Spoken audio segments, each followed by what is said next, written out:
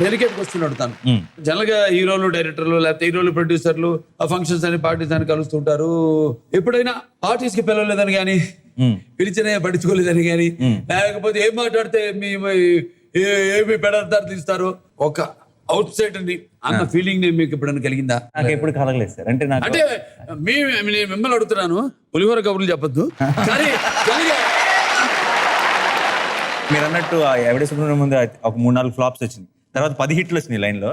But ఆ టైంలో కూడా ఎవరు ఎప్పుడు ఒక ఆర్టికల్ గానీ ఒక వెబ్సైట్ గానీ ఎప్పుడు రైట్ ఆఫ్ చేసేయలేదు సార్. ఎవరు కళామ తల్లి ముద్దు బిడ్డ. End of the day it's the eyes sir. నేను అవుట్ సైడర్ నేను ఫీల్ అయ్యాను అనుకోండి సార్, నాకు అలాగే కనపడుతుంది. అందరూ అలా ట్రీట్ చేస్తున్నట్టు అనిపిస్తుంది.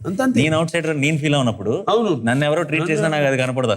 మనం చూసే చూపు బట్టి ఉంటుంది తప్పితే ఇంకా మిగతా అవతల ఎక్కడ లేదు, మనలో ఉంది. ఈ రోజు ఎక్కడ ఎవరు ఇచ్చారు? ఇండస్ట్రీగా ఇచ్చింది. ఇప్పుడు ఇండస్ట్రీ మీద నేను ఎలా కంప్లైంట్ చేస్తాను? అది నేను వంకలు పెట్టకూడదు. ఈ రోజు ఏమున్నా సరే అంత ఇండస్ట్రీ ఇచ్చింది, ఆడియన్స్ ఇచ్చారు. సరే నీకు ఒక లైన్ చెప్తానమ్మా సార్.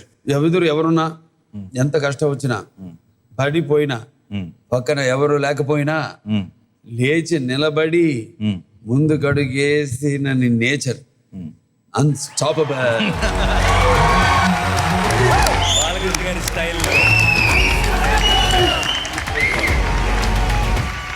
అన్స్టాపబుల్ అనే పేరు ఫస్ట్ అసలు అలాంటి ఒక వర్డ్ వింటే ఫస్ట్ గుర్తొచ్చింది మీరే. In so many ways. నాకు కూడా యాక్చువల్లీ అంటే I know it's a talk show, మీరు అడగాలి, బట్ మాకున్న డౌట్లు కూడా అడగచ్చు కదా.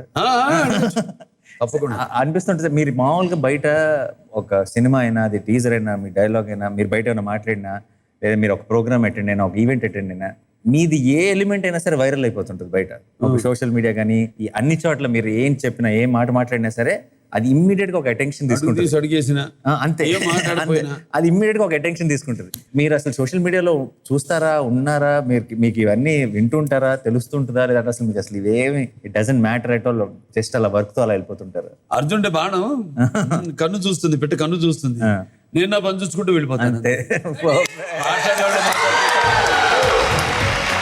ఈ సినిమా సైడ్ అన్స్టాపబుల్ ఎంతో అన్నది అందరికి తెలిసిందే. పర్సనల్ గా ఒకరి పక్క వాళ్ళకి ఉపయోగపడటం, లేదంటే ఒకరు ఎవరైనా హెల్ప్ అని మీ దగ్గరకు వస్తే మీరంతా అన్స్టాపబుల్ ఆ విషయంలో కూడా అన్నది ఒక లాట్ ఆఫ్ ఫ్రెండ్స్ తెలిసిన వాళ్ళు షేర్ చేసుకుంటుంటారు. సో ఐ థింక్ ఈ రోజు ఇక్కడ మీ షోలో ఉన్నాను కాబట్టి అలాంటి ఒక story I wanted to share. Because అంటే నా దాకా వచ్చింది సార్, నాకు తెలియదు, నా ఫ్రెండ్ తన పేరు స్మిత అని. స్మిత మీకు కూడా తెలుసు కదా. అక్కడ ఎవరికో క్యాన్సర్ హాస్పిటల్ చాలా ఎమర్జెన్సీ అవసరమై, చాలా ఎక్స్ట్రీమ్లీ ఎక్స్పెన్సివ్ ట్రీట్మెంట్ ఏదో అవసరం పడి, అది కూడా ఎమర్జెన్సీ అవసరం ఉండి, మీకున్న స్కెడ్యూల్స్ లో రియాక్ట్ అవుతారో లేదో అని తనకి నమ్మకం లేదంట అని ఊరికి ఒక మెసేజ్ పెట్టి చూసిందంట. అండ్ పెట్టినప్పుడు కూడా తన ఉద్దేశం ఏంటంటే, ఒకవేళ మీరు రియాక్ట్ అయినా సరే మీరు ఎవరో ఒకరికి కాంటాక్ట్ ఇచ్చి కోఆర్డినేట్ చేసుకోండి అని చెప్తారు అనుకుంది. అయితే తను షాక్ అయిపోయి మా అందరికీ చెప్పిన ఎలిమెంట్ ఏంటంటే, అక్కడి నుంచి మీరే అందరితో కోఆర్డినేట్ చేసి ఆ వచ్చిన వాళ్ళకి అన్ని ట్రీట్మెంట్ దక్కిందా లేదా, వాళ్ళు కంఫర్టబుల్గా ఉన్నారా లేదా, వాళ్ళ స్కెడ్యూల్ ఏంటి, అన్ని విషయాల్లోనూ అందరికీ ఫోన్లు చేసి చెక్ చేసి మళ్ళీ స్మితాకు ఫోన్ చేసి ఇది జరిగిందని కన్ఫర్మ్ చేసి చెప్పారంట. So I think that is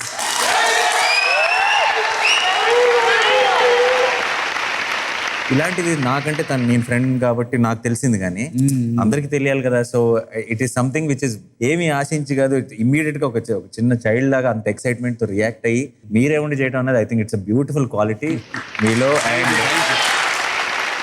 మీకోసం ఒక చిన్న సర్ప్రైజ్, అదేంటన్నది రివీల్ చేసే ముందు you guys to play the ఏవి.